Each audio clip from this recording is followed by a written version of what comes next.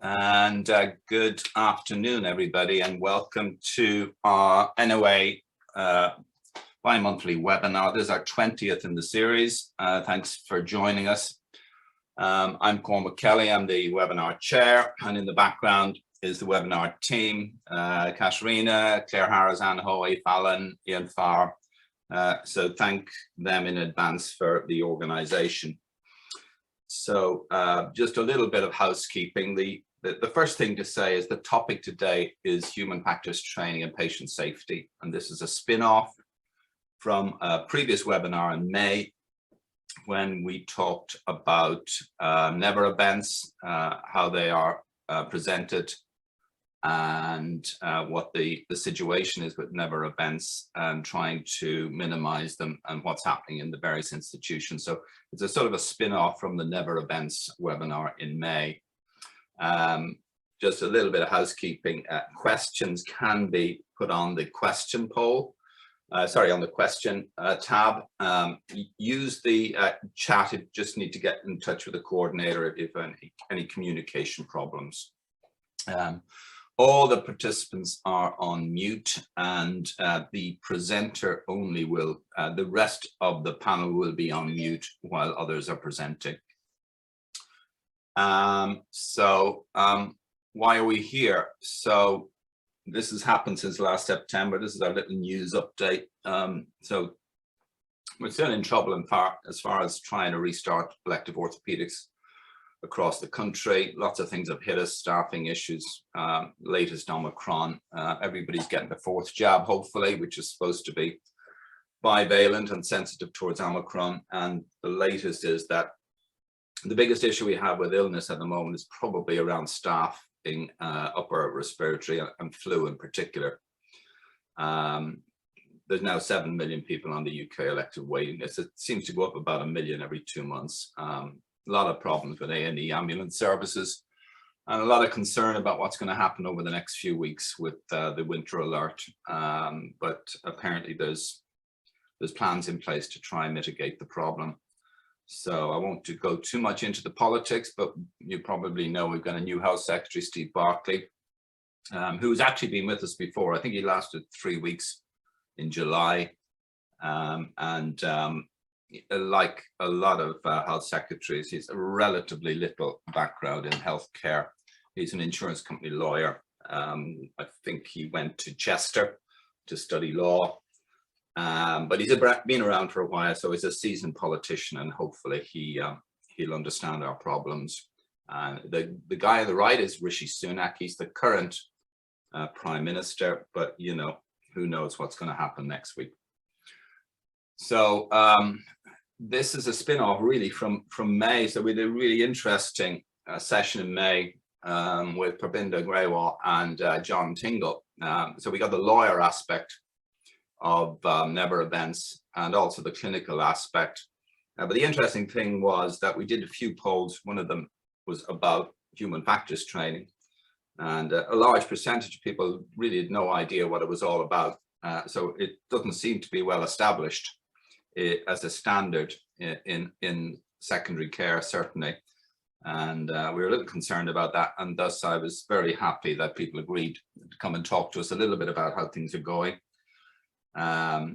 On the academic end of things, but also on the practical end of things in oswestry, because human factors training has been established over the last few years in the Robert Jones and Agnes Hunt in oswestry. So looking forward to hearing what's going on there. Just to say, if you go into the Care Quality Commission, they talk a lot about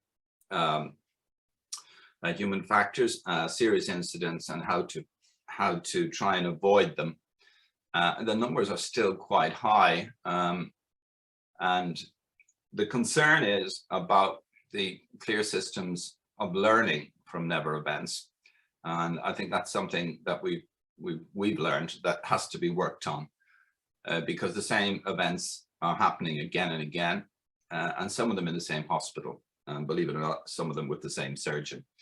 So, and it's not only surgeons, it's other people that do things that are not quite right. The numbers are pretty interesting, really. The numbers seem to be actually rising. despite our best efforts over the last few years. Orthopedics is pretty high on the list in terms of retention of foreign objects, surgery performed on the wrong part of the body, wrong implant, or wrong sized implant, or wrong sided implant. So orthopedics is up there, I'm afraid, and we hopefully will talk about that. And I know certainly in Oswestry we had a few issues, and I think Simon might just tell us about what we've done about that more recently.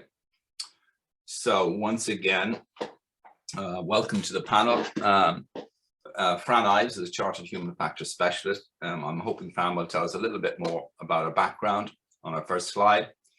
And then we have the team from Oswestry, Sophie Shafter and Simon Luthwaite. I'm going to start with the first poll. And then if we can pop up the poll, please, first of all. And it's very, very simple. It's a repeat from the May poll. It's your experience of human factor training in your institution. If you had it, if you've done it once, if you've done it more than once, if you could complete that poll. And when the picture goes off, hopefully you might pop up the results of that poll. Is that possible, Claire?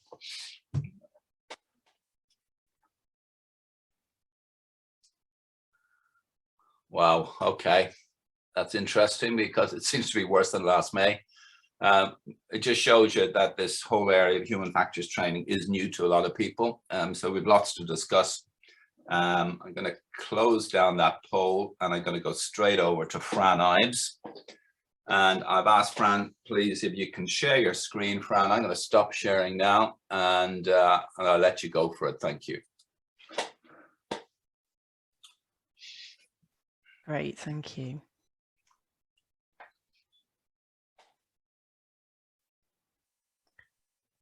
Okay, so hopefully you can see my slide okay. Fab, thank you. Looking good, Fran, well done, well done. Great. Well, that's actually really useful to see Cormac's poll because it gives me a little bit of confidence that I've pitched today's session, hopefully at about the right point. So what I'm going to do today is to introduce myself, but actually talk a little bit about my sort of personal journey through human factors and how I ended up in healthcare, along with the sorts of things that I would typically get involved in. So my name is Fran Ives. I'm a Chartered Human Factors Specialist at the West Midlands Academic Health Science Network. And I spent a number of years working as a human factors specialist in healthcare. For the majority of that time, I was based at University Hospitals Birmingham. So I'm going to share you some of the sort of the highs, the lows, the bits in between, and also give you an insight into the sort of things that we do at the West Midlands Academic Health Science Network. So I'm slightly unusual when it comes to human factors, an ergonomic specialist within the NHS, because I don't come from a healthcare background. So many of the people who undertake human factors work within healthcare have come from physio, nursing, medicine, maybe ODP backgrounds, to name but a few. And there's not many of us that come from a pure ergonomics and human factors background. And that's possibly in part because sadly there aren't that many courses available. There are certainly no undergraduate ergonomics and human factors courses available anymore. There were, however, when I was in sixth form and endlessly ploughing through university prospectuses, trying to find any sort of options to put onto my UCAS form. And a number of factors started to point me in the direction of ergonomics and human factors. So I was really interested in design through my design technology A-level, and I was curious about people through my A-level biology. And the more I read about ergonomics and human factors, the more interested I became and was fairly sure that this was going to be the route for me. But I was discouraged by quite a few people away from the degree, people who thought that by doing an ergonomics and human factors degree, I'd be specialising too early and really narrowing my career options. Try telling a Yorkshire girl not to do something, they're going to do it. So my application to study ergonomics at Loughborough University was swiftly submitted. Now, why am I sharing that with you? Well, the perception of some was that ergonomics and human factors was a very narrow field, and by choosing that discipline, I would therefore be really limiting my career options and giving me only a very small number of areas and industries in which I could work. But what became abundantly apparent as soon as I started university and received my timetable was just how wrong that view was, because my timetable was filled with subjects such as anatomy and physiology, design, statistics, psychology, environmental ergonomics. You know, the variety was there right from day one and continued throughout the entire course. So really for me, rather than choosing a subject that was going to narrow my options, I found absolutely the opposite. I was doing a degree that would give me endless opportunities. So my journey into healthcare has taken me from an ergonomics and human factors degree to the automotive industry, then on to nuclear, before landing at University Hospitals Birmingham 18 years ago yesterday, actually.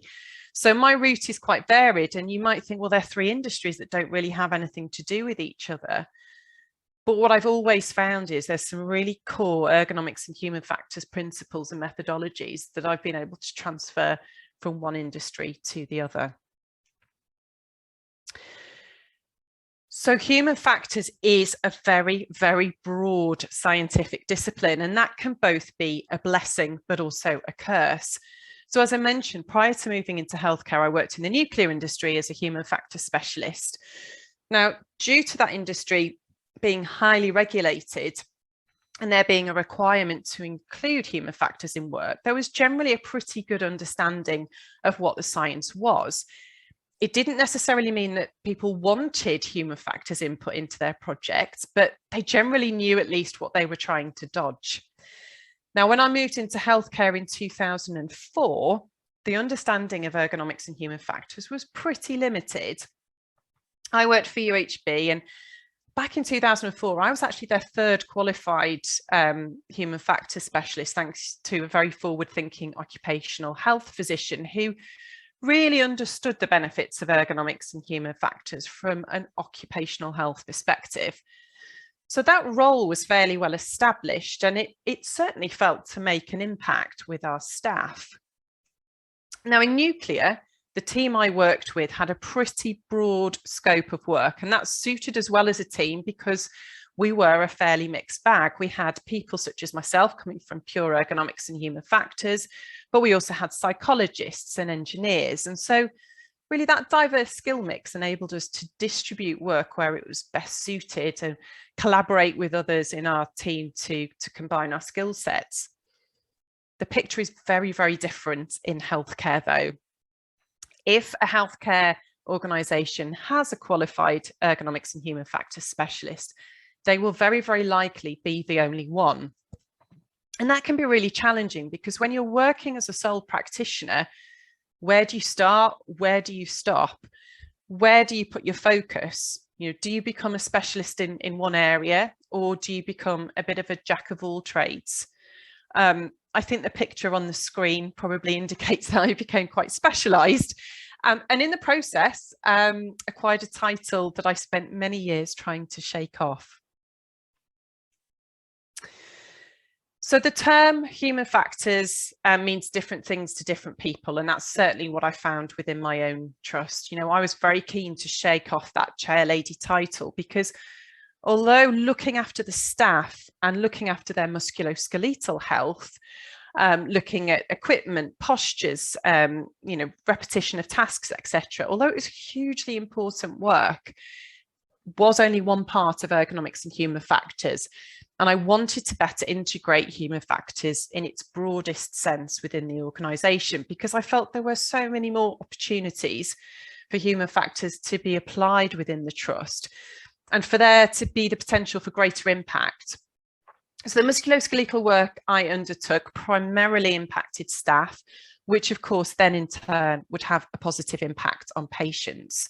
So to give you an example, assisting with the design of a sonography clinic room to improve its layout for a member of staff experiencing musculoskeletal pain while scanning, that's hopefully going to improve posture and reduce the impact of musculoskeletal discomfort. That should really be helping staff to stay at work, reduce the development of further musculoskeletal pain, or hopefully help them to work in greater comfort. And staff being at work and staff working in less pain is of course better for patients. Now, back in 2016 within the Trust, I became aware of there being much more chatter about the term human factors, particularly within the simulation area. Now, to hear that term used more commonly within healthcare and more specifically within my trust was absolutely brilliant. One of the challenges, though, was to help my organisation bridge that gap between their perceived understanding of the two terms ergonomics and human factors. So since the late 1990s, when the first ergonomics advisor was appointed in the trust, the term ergonomics had been used over human factors. So why would staff therefore understand that human factors and ergonomics are terms that we can use interchangeably?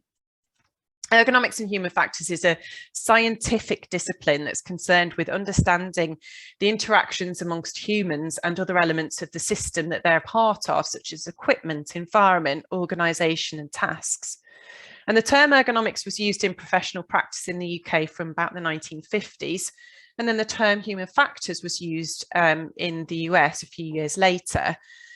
Now, these terms have generally harmonised over the years in English-speaking countries, and most societies and institutes use the terms interchangeably. So how on earth was I going to improve understanding, increase knowledge, and generate a desire to integrate human factors more broadly? I found some friends, essentially. So my colleague on the right, Dr. Peter Sherwood, was a consultant intensivist at the Trust, and he was heavily involved in simulation training. But he'd independently developed an interest in human factors, and we teamed up to create a Trust human factors faculty. So despite being a chartered human factors specialist embedded within the Trust, sometimes you just need reinforcement. And actually, when we started looking at some of the brilliant staff we had within the Trust, we found that a number had a real interest in human factors. And so we were able to create a faculty taking staff from all sorts of areas, such as microbiology, informatics, risk management, surgery, and provided them with basic training in human factors, and then continued to support and develop them. What they gave us in return was input and collaboration on human factors projects, and generally an increased awareness of human factors within the Trust. And they were able to do that by talking about human factors in conversations within their own departments, applying human factors principles where they could within their own work. And just that increase in numbers in terms of people talking about human factors was incredibly powerful.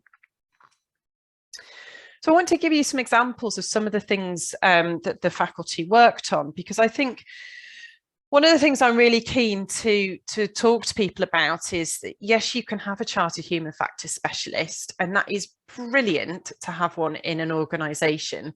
But the reality is, if you have one, they'll probably be working on their own and they cannot do everything. That doesn't mean to say that people can't start to think from a human factors systems perspective and start to do some really good work themselves. So I'm going to give you some examples of work that our staff did. So the head of the resource service was looking to purchase some new defibs. Now, as was customer's practice in the selection of defibs, a number were brought into the Trust for relevant staff to look at and input into the decision-making process. Now, cost here was usually the factor that was discussed and was at first and at the forefront of people's minds when making these decisions. But the resource manager deliberately hid the costs of the pieces of equipment and asked staff for feedback based on usability. How intuitive was that defib to use? How heavy was it? How are the instructions presented? Could it be used in all possible environments of use? This was a small change in the approach for the team. However, by looking at usability first and focusing on that and putting it right at the top of the requirements list can have a really huge impact. I've seen, as I'm sure you will have done, numerous pieces of really expensive pieces of equipment that have been purchased for hospitals because they've been the latest model or the image quality is absolutely superb, but yet the usability hasn't been adequately considered. And then we're largely stuck with pieces of equipment that are maybe too heavy to move or too big for the space in which they're intended, for alarms that can't be heard in noisy environments, or equipment that's just so fiddly to set up that staff don't bother and they leave it in a cupboard. We spent quite a lot of time in the emergency department, and I will talk in more detail about a project that I undertook a little bit later on. But what I wanted to share was that as we spent more time in the emergency department, and once we'd successfully completed a project, we were asked to go back quite a few more times. Now, ED weren't particularly special in the number of human factors challenges they had. However, as we worked with staff within ED, their knowledge of how human factors could practically be applied to their work increased. And so we saw requests go from, we've got a problem and we don't really know where to start, to, I've had a crack at something and I want to see what you think. So one of the things they did was introduce an excellence reporting system. Now, I'm sure you've either had experience of or heard of similar schemes, Learning from Excellence, GRATIX, for example. And the scheme that UHB introduced was very similar to that. But what they wanted to do was to ask those who were reporting excellence to start to try and identify not only the events that went well, but why they went well from a human factors perspective. So did good communication, decision-making or leadership play a part? Was the equipment required available and fully functioning? It was just there. Was there the right skill mix available? Were procedures that they were using clear and usable? And did they actually reflect work as done rather than work as imagined? So what the team really wanted to do was to understand the reasons for things going well so they could do more of it. We also then had somebody come to me saying, I've had a go at reorganising all of the airway trolleys and I want you to come and have a look. So this person wanted to have a look at standardising all of the airway trolleys across the resus bays because they wanted to be able to give staff the opportunity to just put their hands on everything and have that consistency between bays. This person had reorganized everything. What they wanted from me was, is the text of the labels the right size? Have I used the right fonts? What do you think about the contrast between the font color and the background? And is it in the right place for people to be able to see it really easily? And that was an absolute delight to see how those requests had changed and how people had really begun to understand that they could make some changes themselves, which might seemingly be very small, but could potentially have a huge impact on their staff. Now, I mentioned a huge impact, but how do we measure the impact of our work? You know, human factors as a scientific discipline is evidence-based. However, with the application of the science still in its infancy within healthcare, there just aren't the same number of case studies and papers looking at its impact as there may be in other industries. In addition, not all human factor specialists focus on the same area of work. So, for example, in our West Midlands region, we have somebody focusing on musculoskeletal health of staff, another focusing on incident investigation, and another looking at more systems-based human factors. Now, each of these are human factor specialists, but they have a differing area of interest and expertise and could quite happily exist within the same organisation and never compete for work. So when looking for the impact of human factors, finding the evidence that relates to the area that we're most interested in can be really tricky. It can be tricky, but it's so important that we do for the continuation of the enthusiasm, the support and the investment of human factors services within healthcare. So when I ask, you know, staff what they think about a piece of equipment or a process, you know, they're usually really quick to give me all the negatives, but less forthcoming about the positives. Now, that isn't necessarily an indication that there aren't any positives, and sometimes quite the opposite. But if I asked somebody what they thought about a piece of equipment and they just shrugged and said, yeah, it's fine, it works, then that's a sort of a punch the air moment for me, because if we apply successfully human factors, we don't expect people to notice it. But what they will notice very, very quickly is their absence, or its absence. So why should we be incorporating human factors into healthcare? You know, if we look at HCIP, they're already applying human factors approach to their investigations, and we think about the newly launched PSERF, which details the use of the SEEPS framework as one of the tools. You know, of course, we shouldn't always be using human factors reactively, but the patient safety syllabus also has a focus on human factors, resulting in our healthcare staff being introduced to human factors in an increasing number of ways. For anyone that's interested, there's a series of case studies compiled by the Chartered Institute of Ergonomics and Human Factors in 2019 on behalf of Health Education England that considered the application of human factors specifically in a training setting and its impact in healthcare and also some other industries. So that document is freely available online if anyone is interested. To sort of finish off in terms of examples, I wanted to just talk through an example of a piece of work in ED that I did a few years ago, and looking at how the impact of such human factors interventions can be captured. So the project I was involved in looked at the patient journey. So for patients who were self-presenting with chest pain at ED, and the process from them checking in at reception to receiving an ECG. So if you imagine yourself as that patient, you've arrived at ED with chest pain, you're probably feeling quite anxious and worried. You check in at reception and you're handed a red laminated card and you're given a number of verbal instructions to follow. Now, those instructions would have been something along the lines of: take this card, walk down the corridor, turn left and enter ED at the ambulance entrance. When you get into ED, I want you to speak to the nurse in charge, let them know that you're here. They will then give you further instructions to another part of ED where you need to take a seat or be taken in for an ECG. Quite a lot of complicated instructions. We wanted to look at this process and we wanted to improve this process. So we carried out a human factors review of this. And what I want to say straight up was the outcome that we came up with was immediate. It had no costs associated with it, and it was a fairly sustainable intervention. So what we did was we looked at that process. We looked at that journey that the individual was needing to take, and we observed it. We stood in ED for a long, long time observing what was happening, and we talked to staff. We talked to staff from all different levels, and we asked them their opinions as well.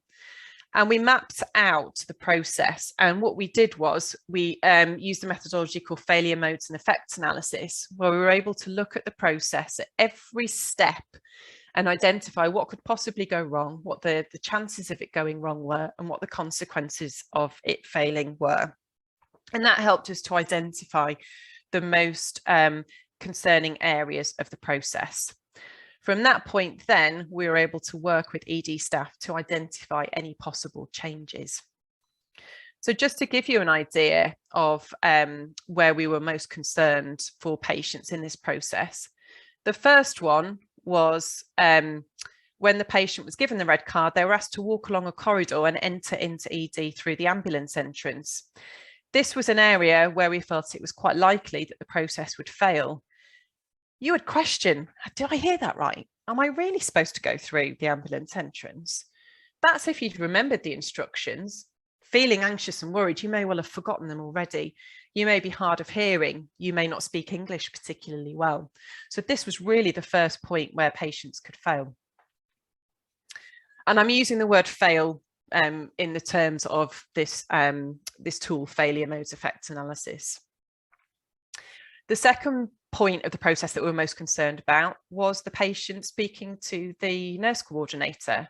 that's a really busy place in ED. Lots of people are trying to speak to that person. How does the patient know that that really is the person they need to speak to? Do they join the back of the queue? They might think, I'm not really sure. I'll just keep on walking. I'll wave my red card around and hope that somebody sees it. And then the third area that we were most concerned about was when that person got to the subwait area. If they made it that far, how did they know where to go? How did they know which staff member to check in with? And how did they know that they were in the queue for an ECG? So the greatest potential failure was patients not successfully making that journey between ED reception through the ambulance entrance to the coordinator's desk.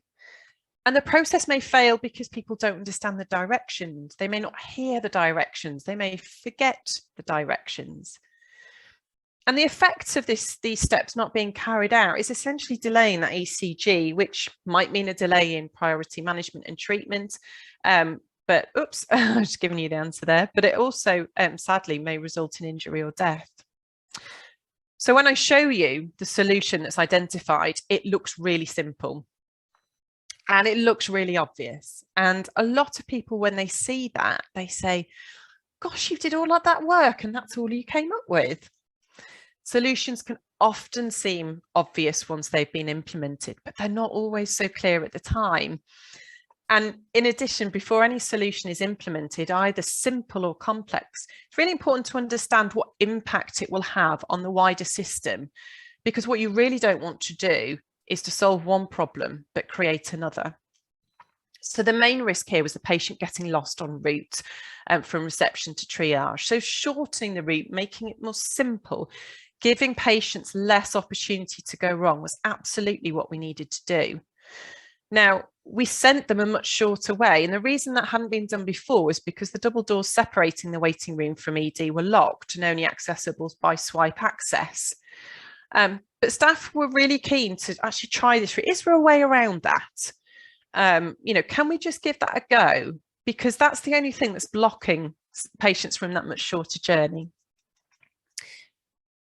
So to implement this didn't cost anything. All it involved was sort of dragging a few chairs from the subwait outside the triage room, talking to staff about what this new process was going to be.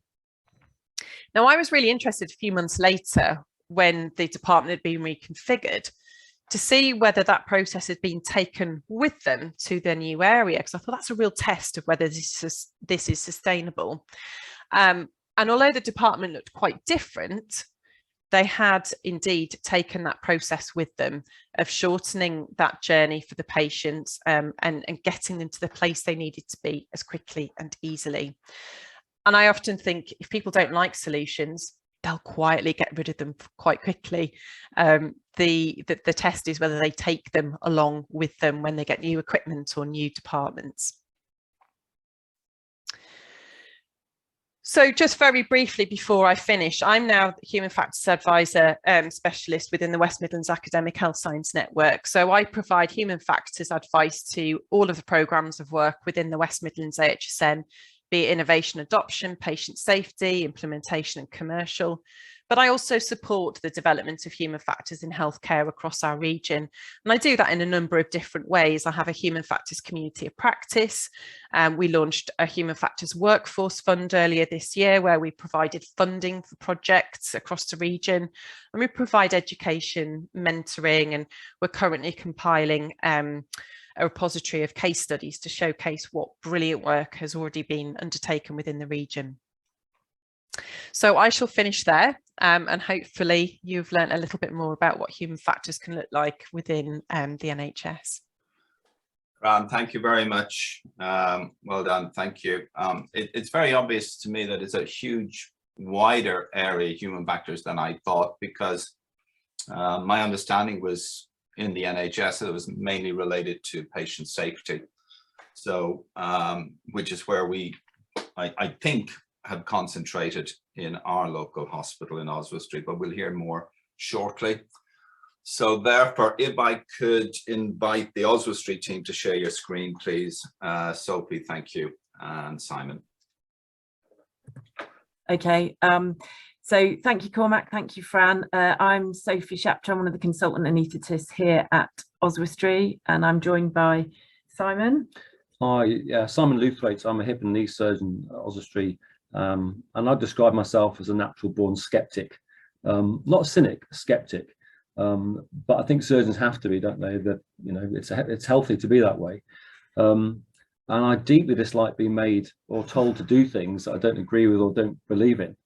But human factors are different, and it showed that it filled a gap in my knowledge that was missing and my worldview that was missing. I've known it was missing, but I wasn't sure what I was going to fill it with. So that's why I'm here. And I didn't tell him to do this. Yeah. So we're going to talk about our journey here at the Robert Jones and Agnes Hunt with our human factors introduction and training, and where we're up to so far.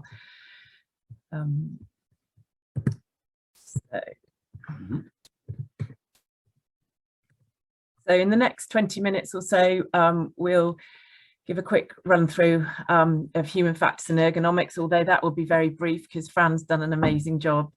She's the expert, we're merely enthusiasts. So, so you've had a very comprehensive run through from her. Why do we need to think about it in healthcare? We'll touch on that, and then we'll describe our journey here at the Robert Jones over the last few years and where it's going. Yeah, okay. So I think I'll start with the story. I like stories. So as I remember, it was a Thursday in July. It had been a hot night. I hadn't slept well, and I'd forgotten to charge the car overnight. I'd be able to get to work, but not back. So I spent my time looking for the charging cable. As a result, I was running late and had no time for breakfast. And you know what it's like, that combination of hungry, late and tired, it often makes you angry. And indeed, by the time I'd finally reached work, I'd already had several arguments with myself. But this was my theatre operating day, not complex, but full. Here's the team. These are nice, good people, but they're not my people. They're not my team. And I guess I was short with them, and they said very little back, tended to keep their heads down. Plus, it was a training day, training scrub, training surgeon. So by the time my registrar had finished the first case, we were already running late. But it was okay. I was going to take over now. I know how to do knee replacements. I can do them with my eyes shut. I can do them on auto. So when I asked for the femoral components, the runner presented the box announcing PS 2.5 right. Come on, I said, let's just have it. Now, once an implant is open and on the table, I can implant it. And that's exactly what I did. I closed the case, finished, and moved on. And I'm not going to tell you what happened. I'll come back to that later on.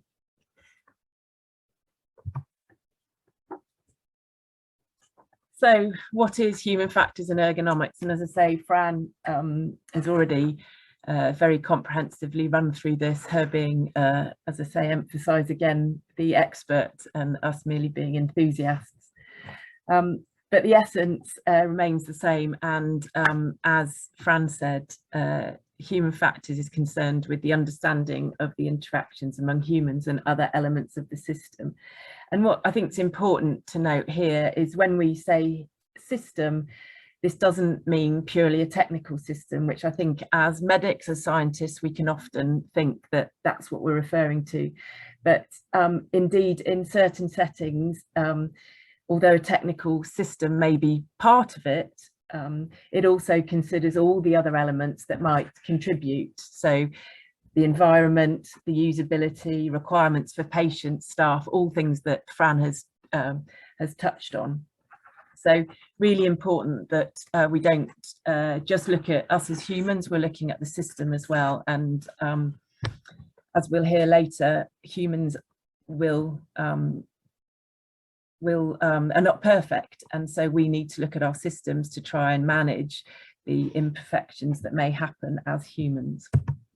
So A bit of background. So I'm sure, as you're all aware, sort of human factors really came to the fore through aviation. Although interestingly, in the early 1900s, two industrial engineers did try to reduce human error in medicine by introducing the challenge response system. And an example of this would be the surgeon saying scalpel and the scrub nurse saying back to him scalpel as she hands it. So they also did some research into fatigue and that's impact. So interesting that it was already being considered in medicine a long time ago. However, as I say, aviation led the way, and in the 1970s, the importance of non-technical skills was grasped. There'd been much research done in aviation regarding human factors, but it very much focused on equipment rather than the humans using the equipment. In 2005, you may have heard the story from the airline pilot Martin Bromley. His wife, 37 years of age, went into a private hospital for a routine ENT operation, and unfortunately, due to a catalogue of errors in her care, she ended up dying 10 days later. With his background in aviation, he then started to promote the understanding of human factors in healthcare. So it gained momentum in the medical world, and now human factors and simulation training is very much established in medical and nursing training, which is a real positive because our doctors and healthcare professionals of tomorrow will hopefully already understand an element of human factors and ergonomics. So, as you know, there's the Chartered Institute, which is the recognised body representing the discipline and the profession. And that was established a few years ago. And there is now this new incident reporting being introduced in the NHS, which I will touch on later, but Fran's already mentioned, and this very much is focusing on using a human factors and systems approach. And this is the model that Fran alluded to. So this is the Safety Engineering Initiative for Patient Safety. This is the SEEPS model, which was developed in 2000, and it was developed by integrating concepts from engineering. And this is the basis of the new incident reporting investigation system in the NHS. It demonstrates here the human factors approach of considering the whole system, and it provides a useful framework for this, particularly when we're not familiar with thinking in this way. It helps us focus our questions to understand different areas. So under the work system, what and who does the work? Under the process elements, how and where does the work and care happen? And then finally, what impact do all of these factors have upon the effectiveness and experience of patients, staff and healthcare organisations? Thanks, Sophie. So if we ask ourselves, why is human factors important? Well, to err is human. That's a quote from 300 years ago, but throughout human history, we've been learning and developing through a process of trial and error. You know, it's built into our DNA. That's how we've got where we are. And even now in enlightened and advanced times, we still make an error as humans between 1 and 10% of the time. Take picture frames. I imagine that most of us here have put up 100 picture frames in our lifetime. But what about the last 10? Were they all perfect and without error? Because I can tell you mine weren't. Performance is variable. Of course it is. If you look at someone improving their skills over weeks and months, but then conversely someone at the end of a shift, how do they perform? What about how people perform just after receiving some bad news? Our ability to perform varies hugely. But this error plus variable performance, that's the last thing that patients want to hear. They want, maybe expect perfection every time. And of course, you know, we strive for it. No one comes to work to do a bad job is what we say. But despite that and all our best efforts, we do see that bad things still happen to good people. And these basic facts on the screen here, this is why we need human factors to help us deal with all this, with the human condition. And indeed, we've got systems and processes already in place to help us do this, but there is serious tension between processes and professional people who wish to use their experience to exercise judgment. A US president once said, if you want to make enemies, try to change something. Well, I reckon the best way to make enemies is to write an SOP. That's just my view. So yeah, people with their experiences and processes, they have their place, but it's important that we get the right balance between the two.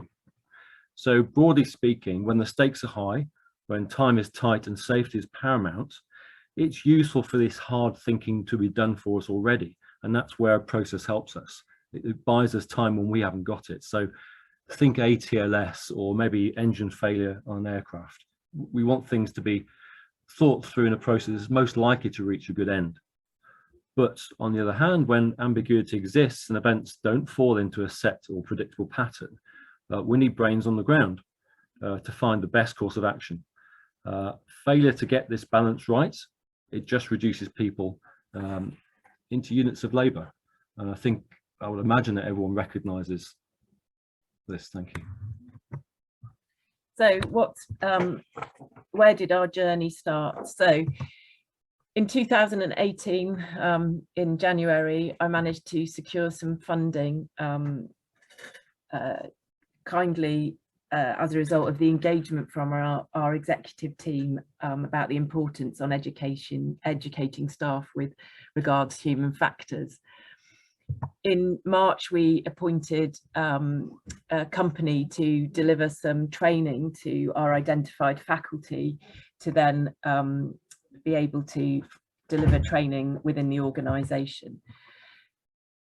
The first one-day workshops to our staff started in June 2018, so fairly swift movement from the first inception of developing a human factors faculty. And then in November 2019, we gained further funding to increase the faculty further. This was on the back of responding to feedback. Our initial faculty were very theatre based, so we had consultant surgeons, anaesthetists and healthcare professionals within theatre as part of our team delivering this teaching. And one could argue that that's because where human factors really has its most impact is because we are in a high stakes environment. But the feedback was it was very theatre based, and so other areas of the hospital were struggling to sort of to see the relevance without examples from their areas, particularly those in non-clinical roles. So we went to advert for more faculty outside of theatres, and we had funding to increase the faculty further. We then updated the course in January 2020, so 2 years on really. And then unfortunately COVID hit, which completely scuppered our success at that point. We tried to develop a hybrid course with the help of Phil Higton, who is the director of Terima.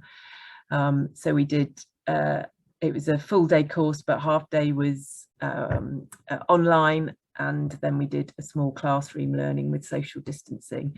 But it was, this was hard because actually you require a certain number of people in a room to create the discussion that's important around human factors education. And then unfortunately face-to-face teaching ceased, and here at RJAH we still are struggling to re-establish that.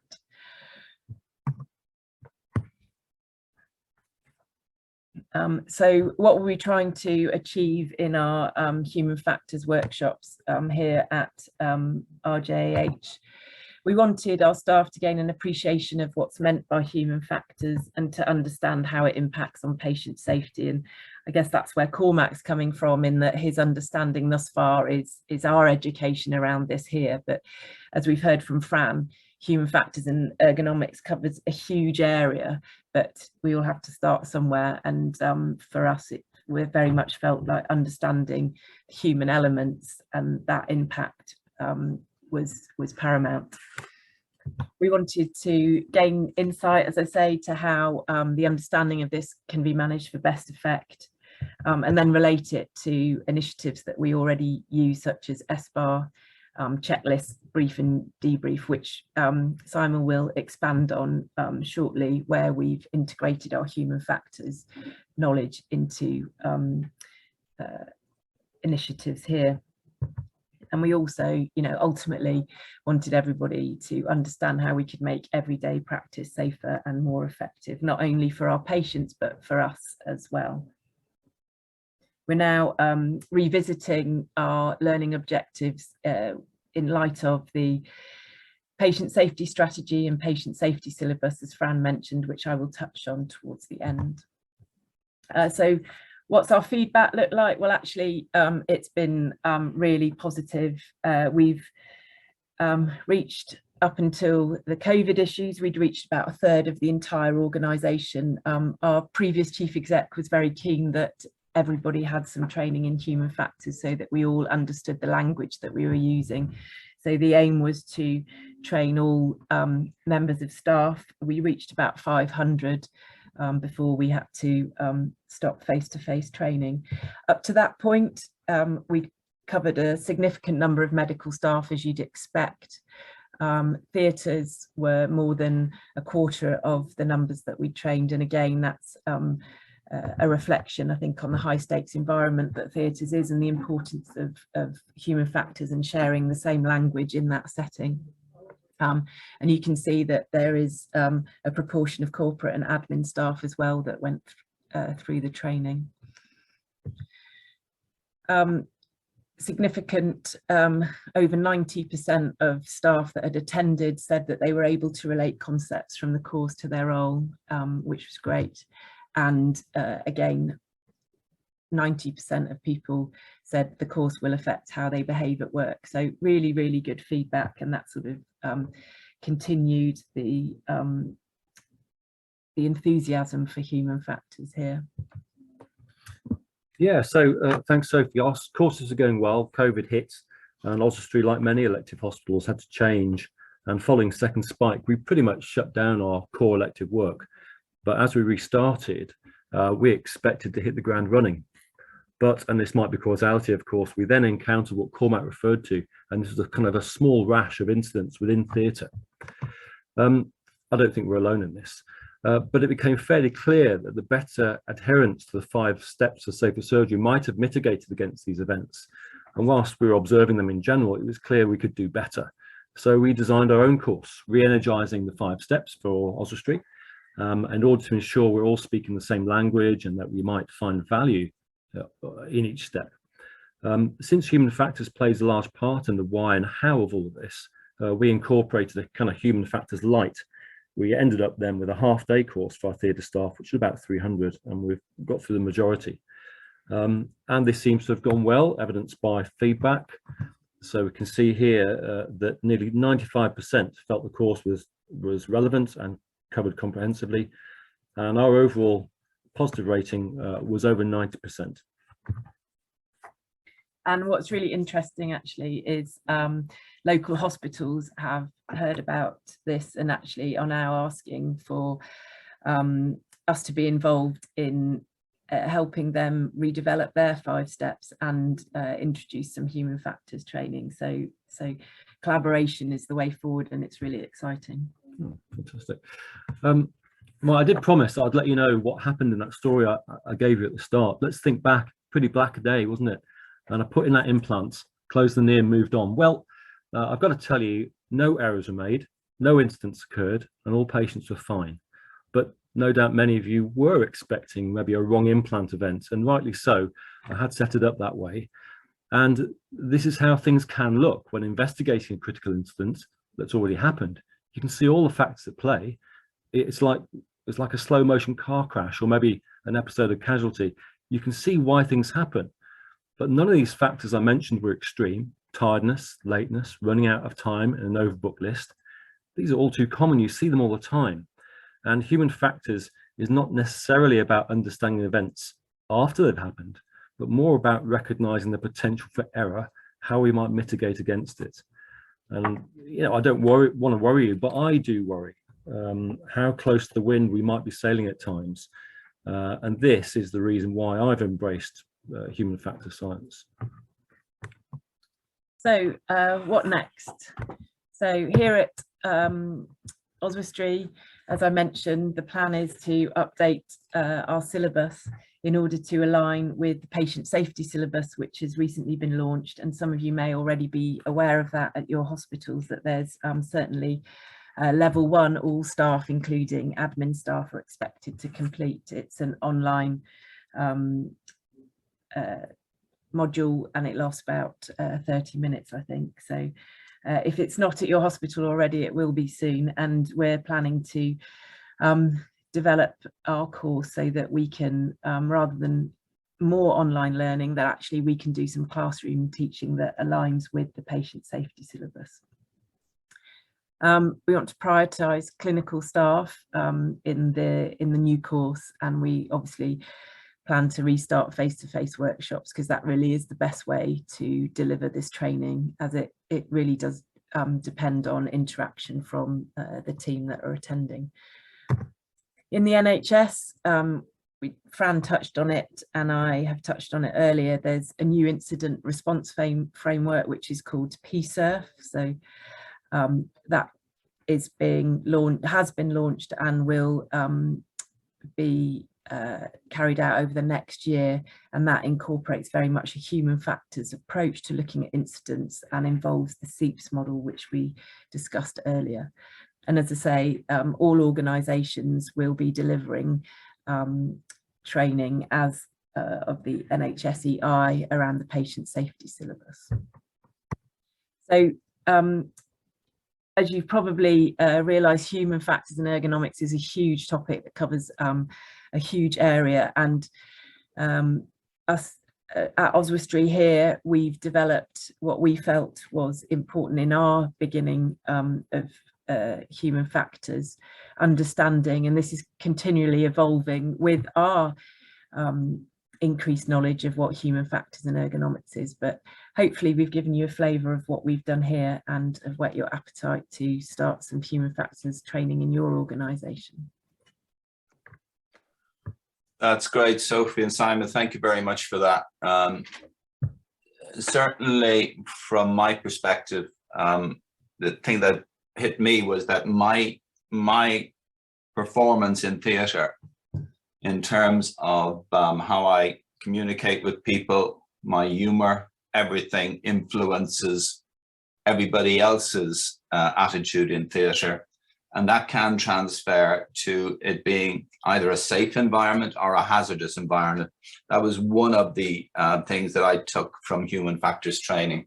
And we're a little bit behind time, and I apologize now because there was an outage and we lost some people, but I think we got about 56 back. So hopefully everybody's okay. We've still got 48 participants. There's several questions came through. Some of them have been answered, but I'm just going to very briefly go through them. One was directed to everybody. What evidence is that their human factors training makes a difference? Now, Fran has answered that question, but I'm just going to ask Fran again. In your institution, how do you show that it's worthwhile putting the effort and the cash in? How do you justify your wage every year? How does that happen? I think we need to be really good at building in our baseline measurements and understanding what areas of work we are actually going to see some improvement on, recognising that could be both qualitative and quantitative. It could be staff satisfaction, it could be a reduction in error, it could be that we're releasing workforce time. That's a big thing that we're looking at the moment. If we're actually looking at how tasks are designed, can we not only make them safer, but can we make them quicker so that we're actually releasing people's time, or we're able to redelegate tasks to lower or different bands of staff? So there are lots of different ways that we can look at it. We can also look at compensation claims. Can I just ask what you have done personally in terms of what, I know what in theory can be done, but what has happened to justify your team being involved in human factors training? How have you shown your chief exec that you're value for money? What have you done already? Well, if I go back to the ED example, because that's one that I've talked about already today and people know it, we were able to show that we were reducing the risk to patients, and we were able to reduce the risk of them delaying treatment or not getting the appropriate treatment and better outcomes. Okay. And one other thing, and there's a lot of questions coming through on the effort and the cash money. Which budget does it come from? What were the costs in setting up human factors training? Were you given a pot of money and saying work with that, or where did the money come from, Fran? Because I think people joining here some of them have no human factors training, and they're wondering where the money comes from and how they set it up. Okay, so I can talk about my experience at UHB. We had some money centrally through corporate. We were given a pot of money. We had to fight quite hard for it and pitch quite hard for it, but we were given a pot of money to go to an external company and bring in some training for a variety of people. Thinking about other organisations, that money could come through the training department. We certainly had collaboration from them as well. It can also come from patient safety. So I would suggest that it's worth pursuing a few different routes, because every trust is different. You need to hit upon that person who really believes in the impact of human factors and who can back and support you. Okay, thank you. There's another question on costs as well and how to set it up. In Oswestry, is human factors training mandatory? That's another question that's come through. Is it mandatory training, and will it be across the NHS? Does anybody know the answer to that? I can answer that from our point of view. So I had real anxieties, I must admit, about making it mandatory, because we have so much anyway to complete that everybody's appetite for it is low.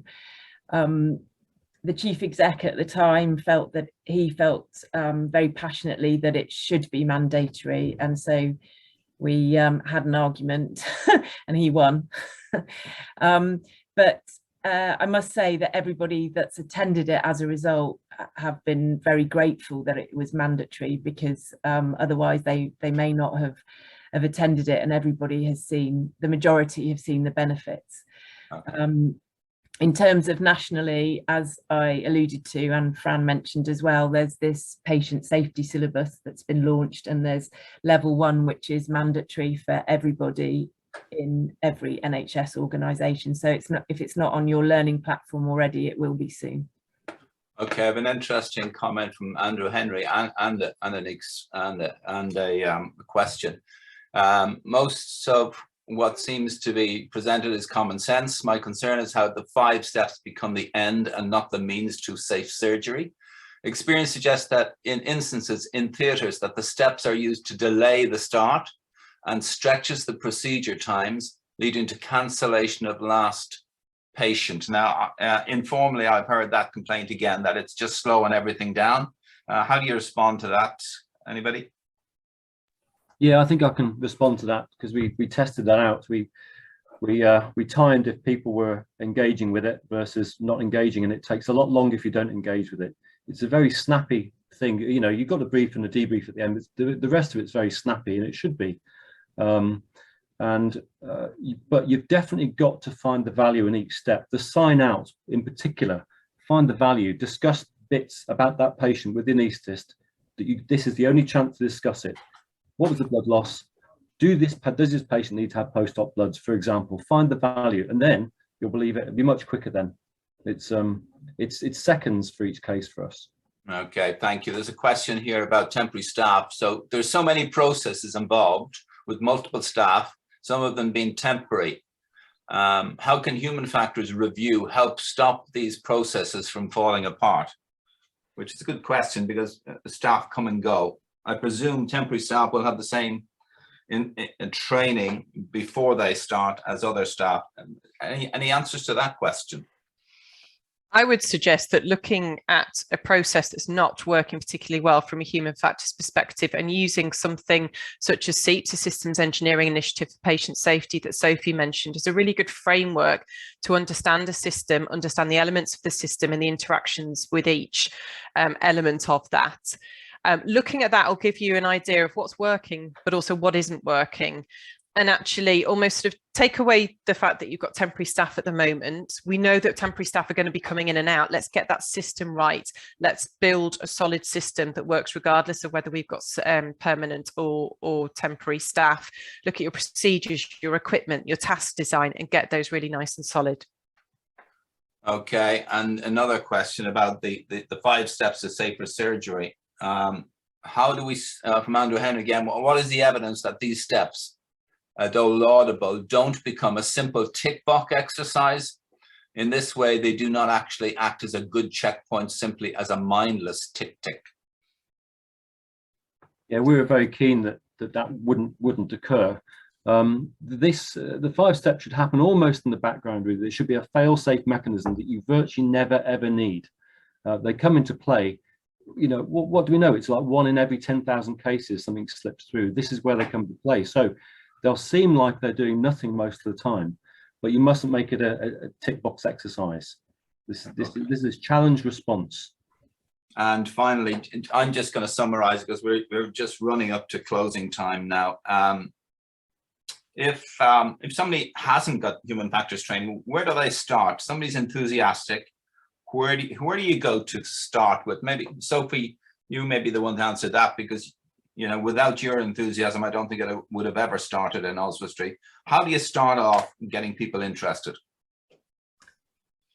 Yeah, so my interest started way back as an SHO, and I think it's an introduction to it when you're receptive to understanding how it might impact on your future working environment, I guess, and the care that you deliver. You need to find someone that's passionate about it, and then you need to demonstrate that passion to other individuals and bring them on board. And once people start seeing the impact, then actually the stone gathers more moss. Okay, Thank you for that, and thank you to the speakers.